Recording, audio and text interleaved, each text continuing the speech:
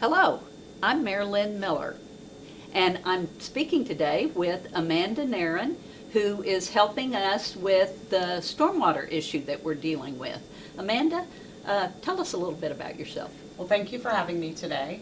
I am a citizen of Norman. I do a lot of volunteer work and serve on some boards regarding water. I'm the chair of the Environmental Control Advisory Board, but I also sit on the Central Oklahoma Master Conservancy District, and our responsibility is to govern and protect Lake Thunderbird. Okay, that's great, and you've been helping out with some of our public meetings. Tell us a little bit about stormwater. What does that mean? Well, I'm glad you asked. It's a somewhat complicated topic. When we think of stormwater, we think of rain falling on the ground. It's not just rain. Stormwater is the result of rain falling on hard or impervious surfaces, carrying pollutants and contaminants along the way, and putting them into our waterways, our creeks and streams. Okay, and when you talk about hard surfaces, you're talking about roofs and driveways, sidewalks, Exactly. Patios, anything that the rain can run off of. And when it runs off of those hard surfaces, and as Norman gets bigger and bigger, we have more of those hard surfaces. As it runs off, it gets polluted.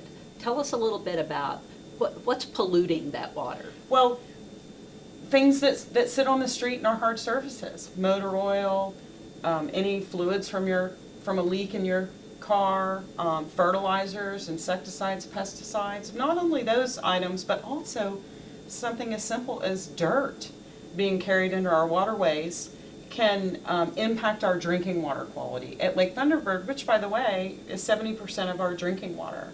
So we want to protect that source not only from a drinking water standpoint, but it's also a wonderful recreation area. Now, controlling those pollutants and managing our stormwater system, which we do not now, it will also help reduce flooding. We know we have a lot of flooding around town. Okay, so kind of explain, how does that stormwater get from somebody's home out to the lake or out into the river? How does that happen? Great question. It runs off of those hard surfaces. It enters our drainage system. We have many, many miles of stormwater pipes. That water is not treated. It goes directly into our drainage system, into our creeks and streams, which then carries it to the lake, untreated. So that is how it gets to our bodies of water.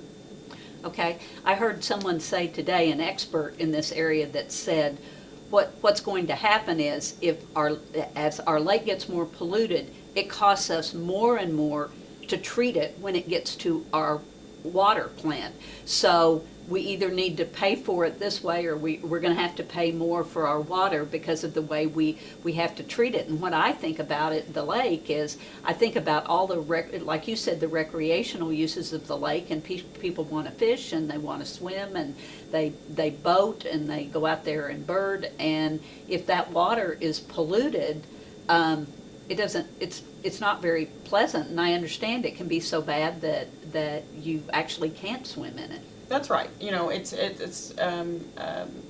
no fun to go to a lake that has issues. And if we deal with the pollutants up front before they ever get there, it will be a much more inexpensive way to deal with these issues, thus protecting our drinking water and protecting recreation at the lake, which is invaluable to Norman.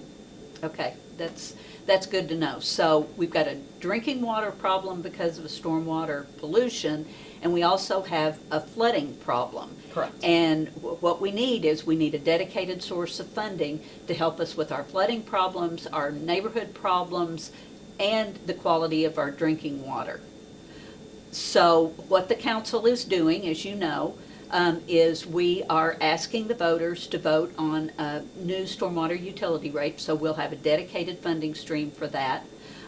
We came up with a rate that's the same for residences and businesses. It's all based on how much hard surface you have, and 70% of the people will pay less than $6 or less.